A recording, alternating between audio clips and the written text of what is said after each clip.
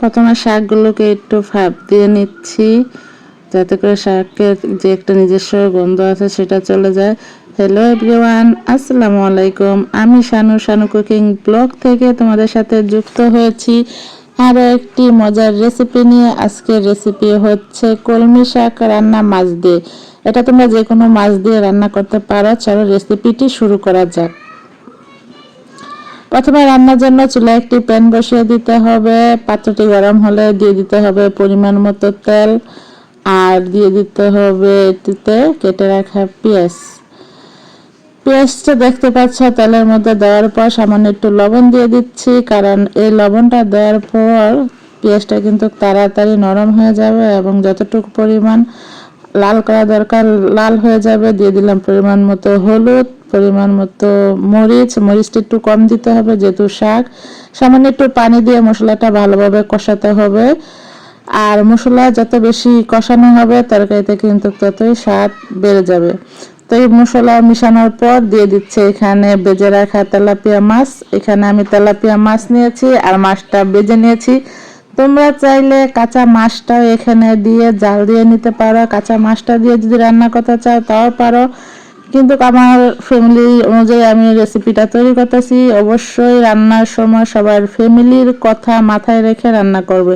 দেখো আমার মাছটা কিন্তু কষানো হয়ে গেছে, এটা হালকা ভাজাও হয়েছে, কষানো হয়েছে। কষানো হয়ে যাওয়ার পর আমি এখানে ভাপ দিয়ে রাখা কলমি শাকগুলো দিয়ে দিলাম।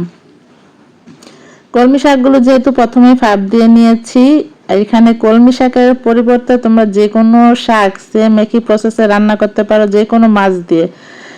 তারপরে আমি এগুলোকে একটু ঢাকনা দিয়ে ডেকে দিলাম, কারণ কলমি শাক থেকে দেখো একটু পানি উঠেছে। কিছুক্ষণ পর আমি ঢাকনাটা এটা খুলে নিচ্ছি।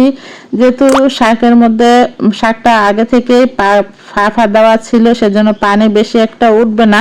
তো যতটুকু উঠেছে তারপর এটা আমি কিন্তু মাছের সাথে মিশিয়ে নিব। নেড়ে চেড়ে পানিটা শুকিয়ে নিতে হবে।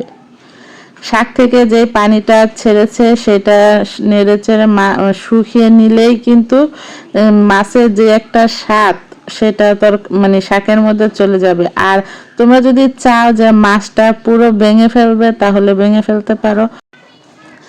শাকের পানিটা পরিপূর্ণভাবে না শুকানো পর্যন্ত আমি এটাকে নেড়ে চেড়ে নিচ্ছি। তোমাদের শাকটা যদি বেশি ভাপ দেওয়া হয় তাহলে এই অবস্থায় তোমরা নামিয়ে নিতে পারো যদি শাকটা সিদ্ধ হয়ে যায়। তো আমার শাকটা সিদ্ধ হয়নি, আর আমি এটা একটু ভিজা ভিজা রান্না করবো, সেজন্য এতে পরিমাণ মতো কাঁচামরিচগুলো দিয়ে দিচ্ছি পরিমাণ মতো পানি।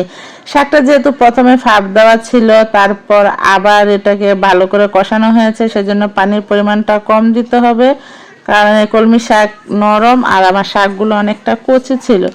তো আমি পরিমাণ মতো পানি দিয়ে দিচ্ছি সামান্য একটু লবণ। প্রথমে আমি পেঁয়াজের মধ্যে লবণ দিয়েছি, তারপরে আবার চেক করে লবণটা দিতে হবে। শাকে লবণটা দুইবারে দিলে ভালো হয়, কারণ শাক কিন্তু লবণ বেশি দেওয়া যায় না। কলমি শাকে লবণ বেশি হলেও অনেক লবণাক্ত হয়ে যাবে, তাহলে খাওয়া যায় না।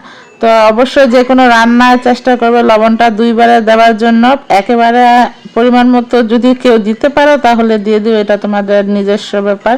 তো আমি সবসময় সব রান্নায় কিন্তু লবণটা দুইবারে দিই, একবার শেষে চেক করে নিই। তো লবণটা দেওয়ার পর দেখো এখন আমার শাকে যতটুকু রান্নার দরকার মানে পানি রাখবো, ভিজা ভিজা রাখবো, সে সেম হয়ে গেছে। তোমরা যদি এই অবস্থায় ধনিয়া পাতা দিতে চাও তাহলে দিতে পারো। আমি এখানে ধনিয়া পাতা ব্যবহার করব না, কারণ আমার মেয়ে পছন্দ করে না, আর কলমি শাকে ধনিয়া পাতাটা যায় না। ধন্যবাদ সবাইকে। রেসিপিটি ভালো লাগলে চ্যানেলটি সাবস্ক্রাইব করে পাশে থাকা বেল আইকনটি ক্লিক করে দিও।